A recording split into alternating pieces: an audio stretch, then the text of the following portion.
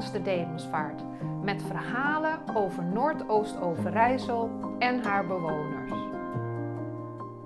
Vandaag wil ik het met jullie gaan hebben over het landschap van voordat de Dedemsvaart werd gegraven. Hoe zag Noordoost-Overijssel eruit? Was het inderdaad één grote woestenij? Nou, ik geloof dat Abraham de Haan, toen hij in 1732 de provincie bezocht vanuit Amsterdam, dat hij dat wel gedacht heeft. Hij maakte de reis door Overijssel samen met Cornelis Pronk. Cornelis Pronk was tekenaar, Abraham tekende ook, maar hij dichtte ook. En bij hun bezoek aan de Ommerschans maakte Cornelis een mooie prent en schreef Abraham een aantal gedichtregels. Hij schreef het volgende: Daar boom nog lover groeit, nog oogverkwikkend gras, daar op de woeste hei geen veen of mensen wonen, daar dikwijls zwarte veen in brand geraakt in as. Nou, het beeld dat hij had van Noordoost-Overijssel was dus niet een landschap waar hij nou lyrisch over werd. Hij vond het eigenlijk vrij deprimerend. En persoonlijk, ik dacht dat ook. Ik dacht dat voordat het kanaal werd gegraven, dat hele gebied voorbij wat wij nu als Bouwbrug kennen, gewoon één groot drassig moeras was. En dat je moest oppassen om daarheen te gaan, want ja, voordat je het weet, dan zak je zo het moeras in. Maar ik denk dat ik het verkeerd heb. En degene die mij daarop wees, was Kleine Staarman, de schrijver van dit boek, De geschiedenis van Slagharen en Lutte. In zijn boek heeft hij een kaart opgenomen, een door hem getekende kaart op basis van een kaart die Van Dedem had gemaakt van het gebied. Baron Van Dedem had die kaart laten maken om inzicht te krijgen in hoe dik het veen was op de verschillende plekken. Maar op de kaart werden ook verschillende wegen, dijken, riviertjes en andersoortige informatie geplaatst. Kleine Staarman heeft dat vertaald in zijn boek dus tot een tekening. En als ik daarnaar kijk, dan krijg ik toch de indruk dat er toch wel behoorlijk wat mensen waren. In het boek zelf schrijft hij dat het gebied werd bezocht door schaapherders, jagers en de boeren die in de omgeving woonden, die daar op de drogere gebieden onder andere landbouw teelden of aan turfwinning deed voor eigen gebruik. Hij laat ook zien dat er al bepaalde namen waren die we ook vandaag de dag kennen. Zo zie je een soort van sloot tussen twee grote meren. Die wordt aangeduid als de Schuine Sloot. Er is ook een dijk, genaamd de Zwarte Dijk. En die lijkt op de plek te liggen waar ook vandaag de dag de Zwarte Dijk ligt. En er zijn een aantal meer dijken. En er wordt vermelding gemaakt van een haren. En je ziet dat daar ook een weg opsplitst. Volgens Kleine Staarman zou daar bijvoorbeeld boekweit geteeld zijn. Maar er is ook een poepenpad. En dat verwijst naar de Duitse trekarbeiders die vanuit Duitsland blijkbaar door dit veengebied gingen om te gaan werken in Groningen, Friesland of Noord-Holland. Het gebied was dus eigenlijk helemaal niet zo verlaten.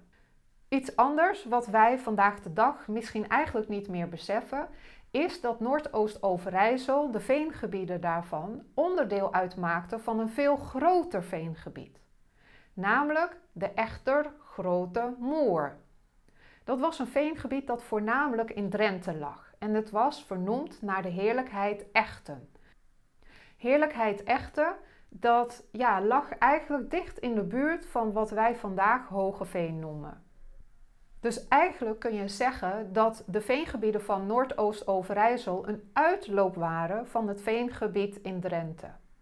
En er was in de buurt nog een groot veengebied, namelijk de Boertangermoor. Dat lag op het grensgebied tussen Groningen, Noord-Drenthe en Duitsland.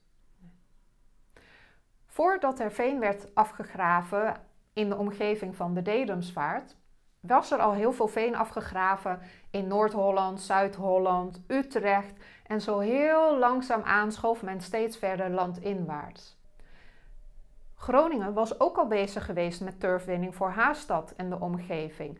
En ja, groef de veen af al van ten noorden van het Bourtangermoor. En in het westen van Overijssel rondom Rauwveen, Staphorst, Giethoorn werd ook al grootschalig veen afgegraven. Alhoewel dat veen meer onder het water lag. En je ziet dan ook eigenlijk door de jaren heen een verschuiving komen van West-Nederland naar Oost-Nederland. En het is dan ook niet zo raar dat dan Zuidoost-Drenthe ook eigenlijk als laatste pas aan bod kwam. Dat wij zo weinig weten over hoe het veengebied eruit heeft gezien van voor de Dedemsvaart, ja, heeft natuurlijk te maken met het feit dat er ook nauwelijks schilderijen of tekeningen van zijn. En ergens snap ik dat ook wel. Want wat heb je er te zoeken als kunstenaar? Er leven eigenlijk niet echt mensen en het is een gebied waar jij je brandstof vandaan haalt. Nou, volgens mij maken wij ook geen schilderijen van olieplatformen. Om toch een idee te krijgen van hoe zo'n veengebied eruit gezien moet hebben, ben ik afgelopen zomer naar Schotland gegaan. En daar heb ik de Flow Country bezocht. Een gigantisch groot veengebied dat helemaal in ere is hersteld. En het veengebied zelf is meer dan 10.000 jaar oud en sinds dit jaar staan zij ook op de UNESCO erfgoedlijst. Ik was zwaar onder de indruk van de natuur die ik daar zag en ik heb bewonderd gekeken naar alle details van de verschillende mossen en de kleine plantjes die je daar kunt aantreffen. En ik realiseerde me toen eigenlijk pas wat voor fantastisch landschap eigenlijk dat veenlandschap moet zijn geweest. Zoals we er nu naar kijken. Maar vroeger vond men het in ieder geval helemaal niks. Ik wil weer even teruggaan naar het veengebied in Noordoost-Overijssel. Dat het er nat was, dat is zeker. Want veengebieden kunnen namelijk alleen maar groeien en in stand blijven als er voldoende water is. En de veengebieden van Noordoost-Overijssel kregen hun water gedeeltelijk vanuit de lucht, maar ook voor een groot deel door de regen die in Duitsland is gevallen en met de rivieren mee richting de Zuiderzee gingen. Dat ging in zulke aantallen dat de rivieren het niet meer aankonden en daardoor ging het water verspreiden. En het water zoekt natuurlijk altijd het laagste punt op, zeker het punt waar het makkelijkste heen kan gaan. En zo kregen de veengebieden dus elk voorjaar en najaar voldoende water. Maar het idee dat het hele veengebied gewoon één groot moeras was, ja, dat blijkt dus wel uit het verhaal van Kleine Staarman dat dat niet het geval is.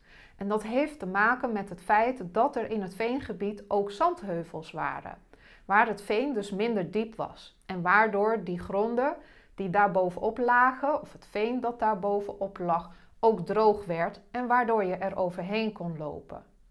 Maar dat het veen heel veel water bevatte, dat werd wel duidelijk toen het kanaal ook daadwerkelijk werd gegraven. Want voordat je veen kan ontginnen, moet het eerst ontwaterd worden. En met het graven van het kanaal kwam er zoveel water vrij uit het veengebied, dat de boeren rondom de lichtmist te maken kregen met enorme wateroverlast. En die begonnen te klagen. En uiteindelijk is de burgemeester van Staphorst, Ebbinge-Wubbe, voor hun in de bres gesprongen. En heeft hij erop aangedrongen dat de maatregelen werden getroffen. En die werden getroffen door extra kanalen te graven vanuit de Dedemsvaart richting de Reest, het riviertje de Reest. Zodat het overtollige water op verschillende manieren richting de Zuiderzee kon gaan. Maar zoals gezegd, er waren ook drogere gebieden binnen het veen. En op die drogere gebieden werd er door de lokale boeren boekweit geteeld. Een graansoort dat heel gemakkelijk groeit op schrale gronden, maar ook heel gevoelig is voor weersveranderingen. Dus heb je een jaar met veel regen en weinig zon, dan is je oogst bijna niets. Maar heb je de juiste hoeveelheid regen en de juiste hoeveelheid zon en geen vorst in het late voorjaar, ja, dan heb je een gigantische oogst. En voor de boeren was die boekweit super belangrijk, want ze gebruikten dat niet alleen in hun brood, maar ook in de pannenkoeken en ook in hun pap. Je zou kunnen zeggen, het was een basisvoedsel. Maar ja, op een gegeven moment is die grond wel een beetje uitgewerkt. En dan moest men op zoek gaan naar een andere plek in het veen om weer boekweit te telen.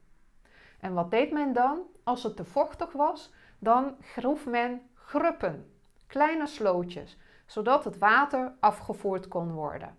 En als het water voldoende was afgevoerd, dan ging men die bovenlaag branden, smeulen. Geen enorme brandhaarden, maar smeulende vuurtjes, zodat de bovenlaag een soort as werd.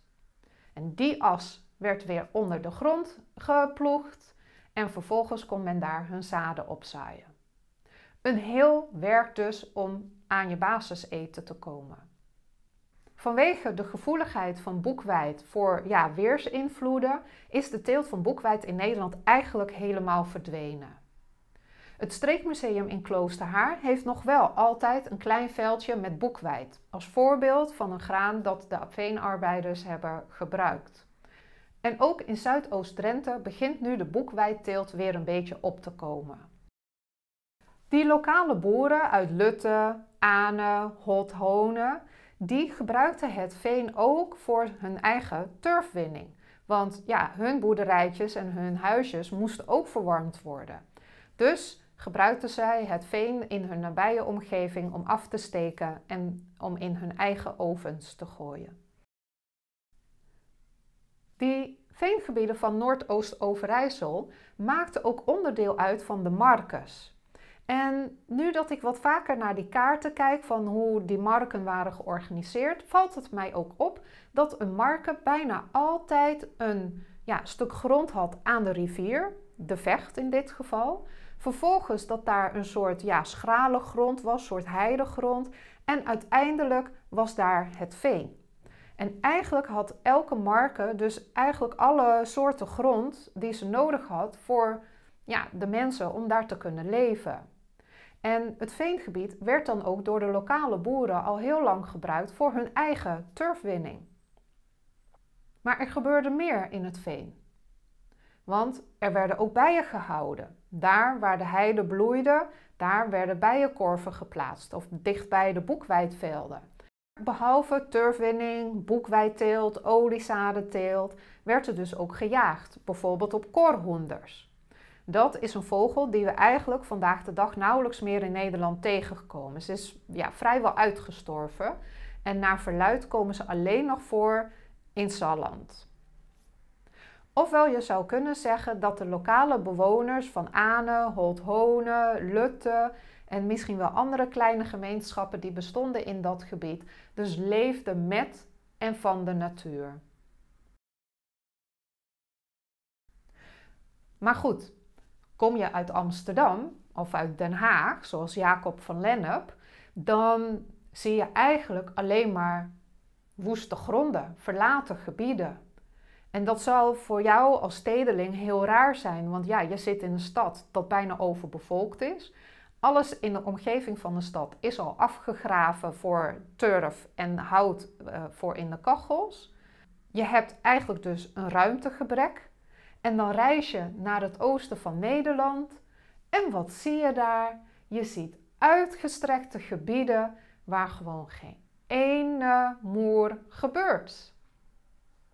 Dus geen wonder dat zij zoiets hadden van dit zijn onbenutte gronden, hoe kan dit? Daar moet wat aan gedaan worden. En je ziet dan ook dat Jacob van Lennep, als hij in 1823 het veengebied van Noordoost-Overijssel bezoekt en hij staat bij de herbergier Kruisinga op zijn molen op de balustrade uit te kijken richting de Dedemsvaart en de veenderijen, dat hij dan ook spreekt van een hele goede ontwikkeling. Niet alleen Jacob van Lennep, maar vele andere buitenstaanders, bezoekers van het gebied in Noordoost-Overijssel, nadat het kanaal werd gegraven, spreken hun bewondering uit voor de economische ontwikkeling die daar plaatsvindt. Maar er is nog iets dat ik heel erg interessant vind. In 1834, tijdens de openingsspeech die dominee van Zenden hield bij de opening van de hervormde kerk in de Dedemsvaart, zegt hij iets interessants. De turf van deze venen, die boven die van Hoogeveen uitstak en veelal die van Smilde evenaarde, werd zeer gezocht. Potjandori. Volgens mij beschrijft hij een heuvellandschap. En ik had daar nooit bij stilgestaan. Tuurlijk hoorde ik wel dat het in Noordoost-Overijssel Hoogveen was, maar ik had er nooit bij stilgestaan dat het betekende dat het heuvels waren. Dus dat er hoogteverschillen ook waren. En die heuvels, als ik kijk naar de kaart van baron van Derenweer uit 1811, ja, dat waren geen kleine bultjes zoals ik heb gezien in Voorsinaar, in de Flow Country. Dus wij hadden te maken met een hoogveen. En gelukkig vond ik een goed voorbeeld. Tijdens mijn bezoek aan het Veenkoloniaal Museum in Veendam zag ik namelijk een maquette. Zij hebben daar het veengebied soort van nagebouwd van hoe het eruit moet hebben gezien voordat de turfontginning plaatsvond. En ze hebben daar ook een maquette gemaakt waarbij je ziet hoe de veenontginning plaatsvindt en hoe laag de dorpen als Hoogsappenmeer eigenlijk liggen ten opzichte van het veen. Door die maquette bij het Veenkoloniaal Museum realiseerde ik me nog meer wat voor gigantische operatie die veenontginning moet zijn geweest. Maar ook hoe ingrijpend het landschap is veranderd. Van een heuvelachtig moerasgebied met een aantal meren en belten met zandruggen die daar half bovenuit staken, werd dat helemaal afgegraven. Tot het vlakke landschap zoals wij dat vandaag de dag kennen. En ik realiseer me ook dat wij dat landschap dat er vroeger was, dus voor 1809, voordat de Dedemsvaart werd gegraven, dat dat een landschap is wat wij niet gauw meer zullen terugkrijgen. Want het hoogveen in Nederland groeit namelijk maar met 1 mm per jaar. De bulten die er waren in de omgeving van Noordoost-Overijssel waren wel tussen de 4 en 10 meter hoog. Dat betekent dat het veengebied tussen de 4 en 10.000 jaar oud moet zijn geweest. Nou, we kunnen heel lang wachten voordat we dat terugkrijgen. Wat men toen gedaan heeft in de 19e en de 20e eeuw, het grootschalig afgraven van veen, dat is iets wat vandaag de dag echt niet meer kan. Meer daarover in de volgende aflevering. Heb je genoten van deze aflevering? Geef dan een like en abonneer je op mijn YouTube-kanaal. En voor meer verhalen bezoek de website langsdededemsvaart.nl.